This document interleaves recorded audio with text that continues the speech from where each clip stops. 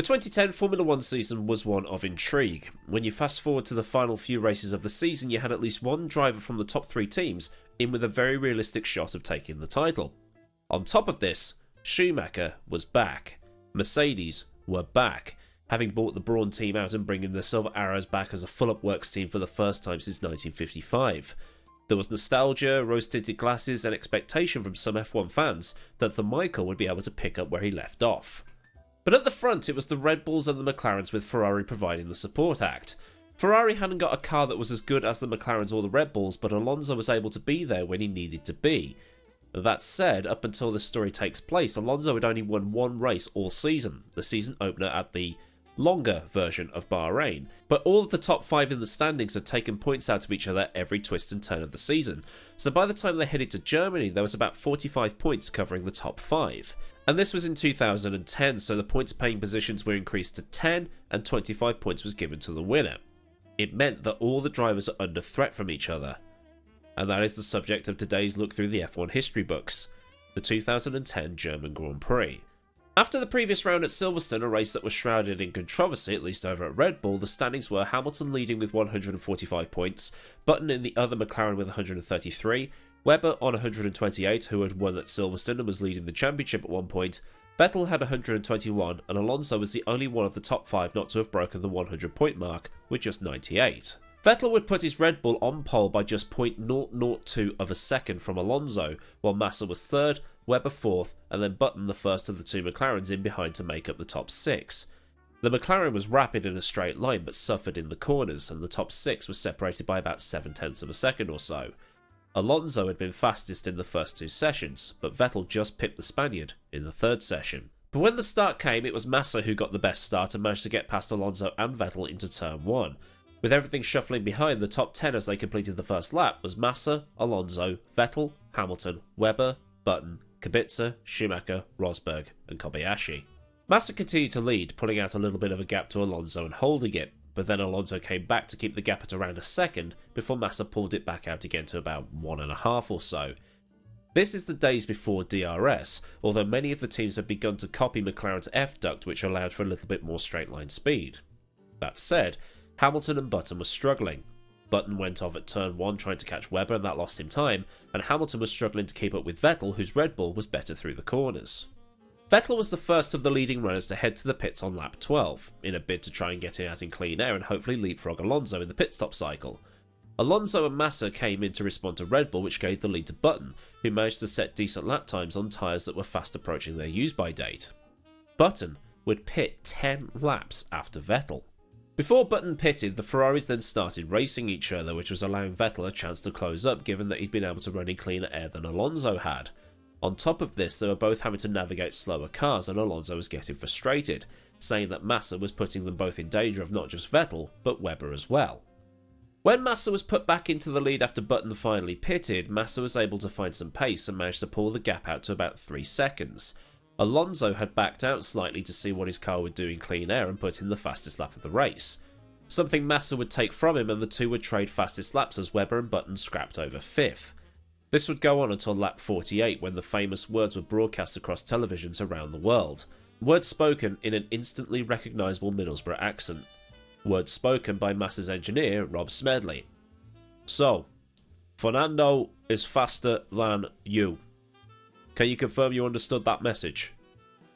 This then got everybody sighing and riled up.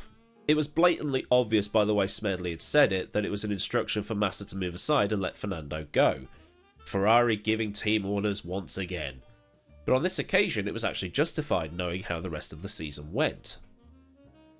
Now, team orders were banned following the absolute shambles of a final lap of the 2002 Austrian Grand Prix, when Rubens Barrichello, who had been the faster guy on merit all weekend, at least at Ferrari, was told to move over so Schumacher could have the win. Something that at the time people thought was a complete letdown, given that Michael had already won 5 of the opening 6 races that year and was on for the fastest title win in history, while Barrichello was out of form and was on for a much needed win that would boost his confidence. It was introduced into Article 39.1 of the sporting regulations, and this clearly stated that team orders that interfere with the race result are prohibited. It probably didn't look any better when Massa was slow out of the hairpin to let Alonso go past. Smedley is heard on the radio saying, "Good lad, Sorry. It's made even worse still when this German Grand Prix took place a year to the day after Felipe was almost killed in qualifying for the Hungarian Grand Prix. A spring flew off Barrichello's brawn and hit him in the head. I guess there was a lot of sentiment going around at that time. It would be nice for him to win on the anniversary of the most horrible thing to happen to him in his life, but now Ferrari was saying no because Fernando is faster than you. But the fact is, Fernando was faster than him. The longer Fernando was stuck behind Felipe, the better the opportunity Vettel had to pass one, if not both of them. And on top of this, on lap 44 of the Australian Grand Prix earlier that year, Smedley had said the exact same words. Fernando is faster than you. On that occasion, he needed a bit more persuading, let's say. His exact words were, "Come on mate, Fernando is faster than you. That is the message." Basically, Felipe baby, move out the f***ing way. It was a bit more wink wink nudge nudge than what came in Germany, but it has to be said now that on that occasion, Massa finished third, ahead of Alonso.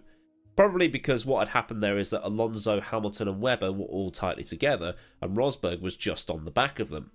Webber then shunted into Hamilton and Rosberg then battled with Alonso. So it can be assumed that after that race it was made clear to Felipe that Fernando is faster than you is code for move over. And after the race, the FIA was not too happy with how things went down and fined Ferrari $100,000 and referred them to the World Motorsport Council for any further punishment, as the breach of the rules could have had the Ferraris excluded from the race completely.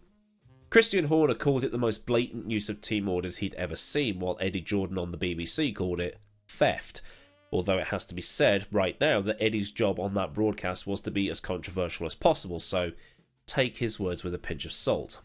I'm sure there will be someone in the comments quick to remind him of Spa 1998. I know how you guys think. The World Motorsport Council did their deliberations and listened to the cases of Domenicali, Massa and Alonso. Domenicali said there was no team orders. Alonso said Massa let him through by himself without being told to move over, and Massa said he'd got a gearbox problem. But the issue had become clear. The FIA had now realised that there was no way they could properly police this rule, given that if Ferrari was coming up with code words and phrases to dodge the blatant use of team orders that was clearly banned, then what were the other teams saying and doing? In the December of 2010, the rule was lifted, and teams were allowed to explicitly say, yeah, move over for your teammate.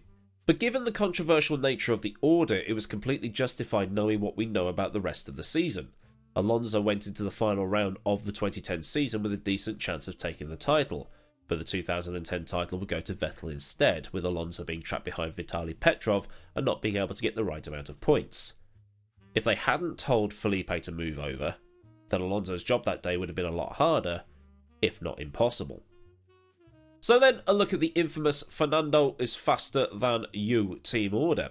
If it's brought up some memories, leave them in the comments section, and while scrolling down, if you did like the video, then like the video. And for more stuff like this, get subscribed with the Stefan bell on so you never miss out.